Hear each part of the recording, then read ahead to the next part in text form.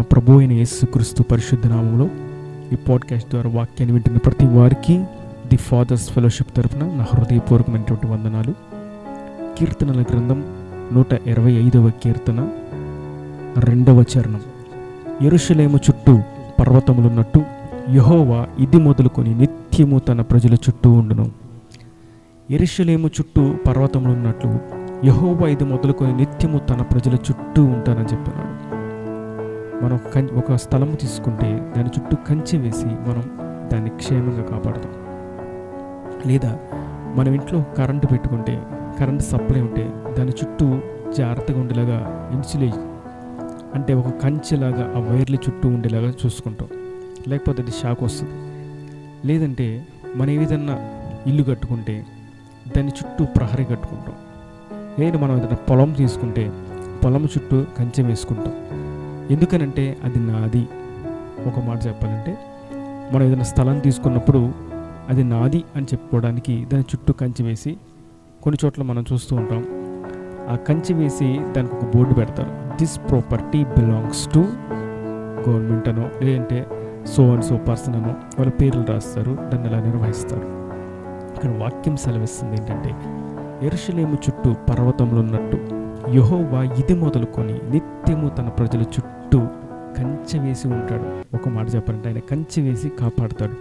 ఎందుకని ఆయన కంచె వేసి కాపాడుతాడంటే, వీరు నా సొత్తు, ఇది నాకు సంబంధించిన స్వాస్యం, నా స్వకీయ సంపాద్యం అని ఆయన చెప్తున్నాడు. అలాంటప్పుడు ఆయనే మన చుట్టూ కంచెలాగా ఉంటే మనల్ని ఎవరన్నా పట్టుకోగలుగుతారా? ఎవరన్నా తాగగలుగుతారా? ఆయన నీ చుట్టూ నా చుట్టూ కంచెని వేసి కాపాడుతున్నప్పుడు ఎవడు ముట్టగలడు? అందుకే వాక్యం ఈ రీతిగా సెలవిస్తుంది, ఇజ్రాయిల్ని కాపాడువాడు కునుకొడు నిద్రపోడు, ఎవడన్నా నిన్ను ముడితే నా కనుగుడ్డును ముట్టినట్లే అని. మరియు ఆయన సెలవిస్తాడు, నీకు విరోధంగా రూపించబడుతున్న ఏ ఆయుధము వర్ధిల్లదు. కారణం ఏంటంటే నీ చుట్టూ నేను కంచెగా ఉంటాయి. ఇక నీకు విరోధంగా వచ్చి రూపించబడి నీ మీద దాడి చేసే ఆయుధాలు ఏముంటాయి? ఏది కూడా పనిచేయదు కదా.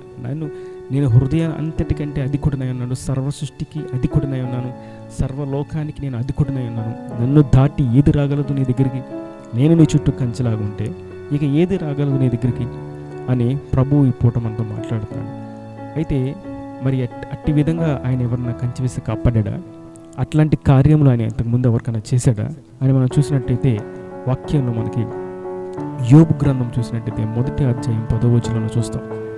చాలా స్పష్టంగా ఆయన రాయబడి ఉంటుంది. ఏమనంటే, నీవు అతనికిని అతని ఇంటి వారికిని అతనికి కలిగిన సమస్తమునకు చుట్టూ కంచె వేసేదివి కదా. నీవు అతని చేతి పనిని దీవించుచుండుట చేత అతని ఆస్తి దేశంలో బహుగా విస్తరించున్నది. ఈ మాట సాతాను దేవునితో పలుకుతున్నాడు. సాతాను దేవునితో ఎలా చెప్తున్నాడంటే, నేను అతని దగ్గరికి వెళ్ళడానికి, అనగా యోబు, నేడు నీవు నేను కావచ్చు, నేను అతని దగ్గరికి వెళ్ళడానికి నీవు అతని చుట్టూ కంచె వేసావు కదా. ఆ కంచెలు ఎలాగున్నాయో కూడా సాధారణంగా చక్కగా చూస్తున్నాడు. నేడు దేవుడు మన చుట్టూ కంచెలాగా ఉన్నాడు, మన చుట్టూ ఆయన ఆవరించి ఉన్నాడు అనే విషయాన్ని నీవు నేను గుర్తించి ఉండకపోవచ్చు. కొన్నిసార్లు నీవు మర్చిపోయి ఉండొచ్చు. కానీ ప్రభు సెలవిస్తున్నాడు, నీ చుట్టూ నేను యెరూషలేము చుట్టూ పర్వతంలో ఉన్నట్టు నేను నీ చుట్టూ ఉన్నాను. నీవు దాన్ని గుర్తించట్లేదు. సాతానుగాడు గుర్తిస్తున్నాడు. ఏమని? నీవు అతనికి అతని ఇంటి వారికి అతనికి కలిగిన సమస్తమునకు చుట్టూ కంచె వేసావని. అయితే ఈ మాట ఎందుకు చెప్తున్నాడు సాతానుగాడు?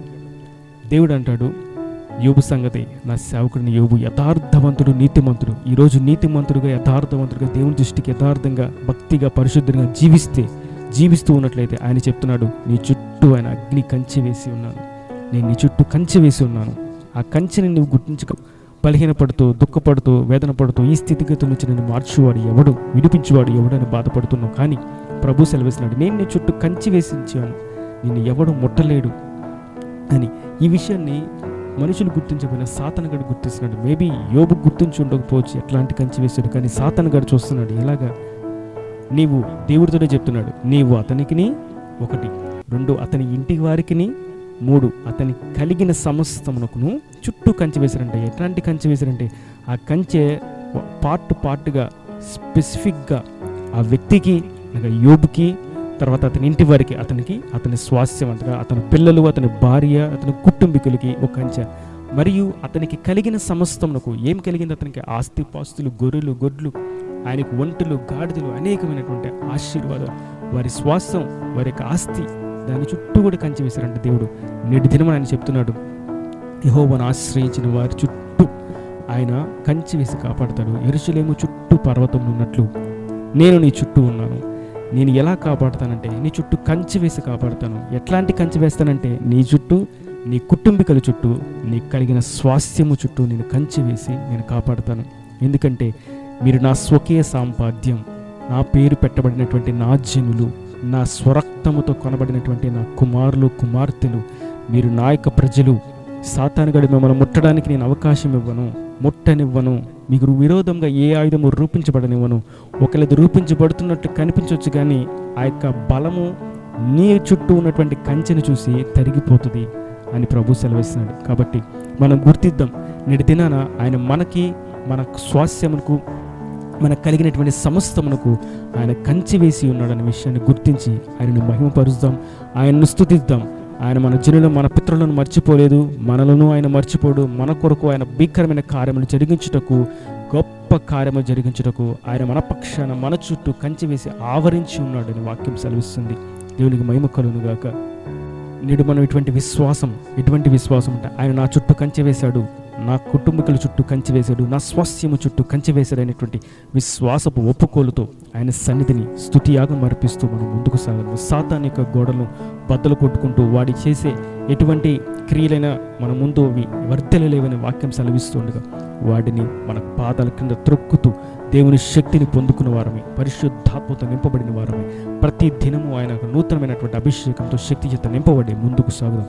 దేవుడు మిమ్మల్ని దీవించి ఆశీర్వదించును గాక. ఈయన దేవుని మాటలు ప్రతి వాని హృదయంలో నీరుకట్టి ఫలింపచేయును గాక. ఆమేన్. God bless you.